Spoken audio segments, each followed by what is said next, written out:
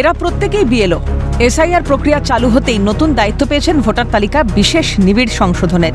কিন্তু তাদেরই দেখা যাচ্ছে হাওড়া বিধানসভা কেন্দ্রের সক্রিয় তৃণমূল কর্মী হিসেবে, কখনো তৃণমূলের ঝান্ডা হাতে, কখনো তৃণমূলের দেওয়াল লিখনে। এই পরিস্থিতিতে নিরপেক্ষতা নিয়ে প্রশ্ন তুললেন বিজেপি রাজ্য সম্পাদক উমেশ রায়।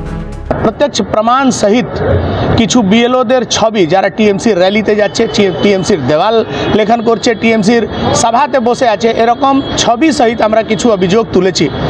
যারা টিএমসির সমর্থক না, টিএমসির নেতা নেত্রী, তারা বিএলও আছে। আপনি কল্পনা করতে পারেন তাদেরকে দিয়ে নিষ্পক্ষ এসআইআর এর কাজ আপনি করতে পারবেন। কিন্তু এই যারা বিএলও আছে তারা তো পার্টির নির্দেশে কাজ করে, ইলেকশন কমিশনকে তো মানেই না। হাওড়ার জেলা শাসক পি দীপপ্রিয়া বলেছেন, এখনো কোনো অভিযোগ পাননি, অভিযোগ পেলে খতিয়ে দেখা হবে।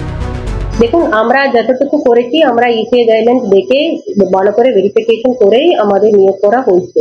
আমরা আজকেও বলেছি ওনাদের এরকম কিছু অভিযোগ থাকলে আমাদের নজরে নিয়ে আসছে, তারপরে যা চেঞ্জ করা না হলে যা অ্যাকশন নেওয়ার আমরা নেব। আমাদের একটা গাইডলাইন আছে কি কোন কোন ক্রাইটেরিয়াতে আমাদেরকে অ্যাপয়েন্টমেন্টটা দিতে হবে, ওই বেসিসে আমরা অ্যাপয়েন্টমেন্ট করেছি। তার জন্য অসুবিধা হওয়ার কিছু কারণ নেই, আমরা ভালো করে চেক করেই করেছি।